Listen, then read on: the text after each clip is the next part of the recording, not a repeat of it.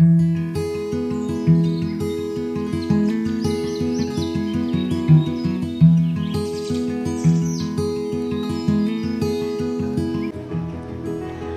ka matahom nga kabuntagon mga kapaglaom.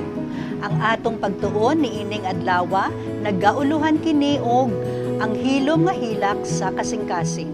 Og ang atong teksto makita sa Salmo 31:20 nga nagaingon, sa taguanan sa imong presensya pagatipigan mo sila gikan sa mga hikay nga mabudhion sa tawa. Pagataguon nagayod sila sa usa ka puloy-anan gikan sa paglalis sa mga dila. Kung ang mga lalaki o mga babayi magkapuliki sa mga kalihukan sa kinabuhi o giduot sa daghang mga kabalaka, dili sila makakinabuhi pinaagi sa ilang mga tuhod. Apan bisan pa sa tiyanggihanan, adunay magbalantay nga kanunay presente sa pagsaksi sa matag kasabutan. Ug ang mga basahon sa langit mag-record sa matag sentimo sa dili makatarunganong ganansya ingon nga limbong.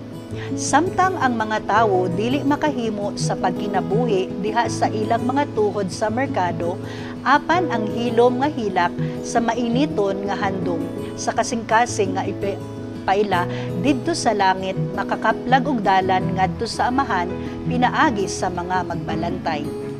Ang dalan ngadto sa trono sa Dios abli, ug ang tanang adunay kahadlok sa Dios sa ilang atubangan ug maghandom sa paglakaw diha sa iyang tambag mangita sa iyang kusog sa pagbuhat sa iyang kabubuton sa siot nga mga pundok ug usab diha sa simbahan. Adunay higayon sa matag usa ka tawo nga nahigugma ug adunay kahadlok sa Dios uban sa matag usa ka pagtintal nga moabot sa mga kasabutan sa patigayon sa kinabuhi sa pagkasayod kung unsaon pagadto sa tinago nga dapit sa labing nga taas nga puloy-anan aron sila makapabilin didto sa siguro. Dayon iyang pasidunggan ang Dios tungod kay iyang bation ang kusog ug pagkapuno sa iyang gahom nga anaa sa likod sa mga saad. Makigsulti sa Dios diin walay mga mata magtan-aw ug walay dalunggan nga makadungog kundili ang iya lamang. Ang tibuok nga gikinahanglan sa Ginoo mao ang usa ka andam nga hunahuna sa paglakaw sa dalan ni Jehova. Kung adunay usa ka putli nga kasing-kasing makakita sa Dios ug magbati sa iyang makatipig nga gahom bisan sa labing nagkapuliki nga duot ug malipayon nga panon sa katawhan. Kung ang buluhaton nagkinahanglan nga siya atua didto, niana nga mga dapit ang matag usa ka matuod ti unay nga nagdawat kang Kristo magdala sa lamparahan sa kinabuhi. Kinahanglan dili kita magbaton og usa ka relihiyon nga magpabilin lamang sa maayong kahimtang. Ang relihiyon nga magdepende sa mga kahimtang siguro gayud nga mapakyas sa panahon nga kini maoy labing gikinahanglan diha sa labing lisod nga mga palibot. Ang relihiyon sa Biblia magsugo sa lamparahan sa ebanghelyo nga kanunay magsiga diha sa kadan-ag sa dili sayon nga mga palibot sa merkado, sa trabahuan, maingon man usab sa dapit diin nga mahimo ang pag-ampo.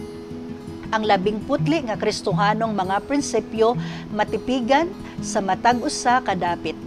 Ang paghigugma ug pagtuo kang Kristo ingon nga atong personal nga manluluwas makapahimo kanato sa pag-angkon sa iyang grasya ug sa iyang pagbantay bisan diin kita mahimutang.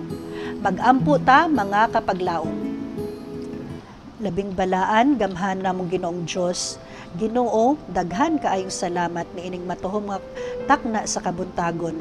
Kami nagapasalamat sa imong presensya ug gapasalamat pud usab kami niining mensahe nga among yatun-an karong kabuntagon.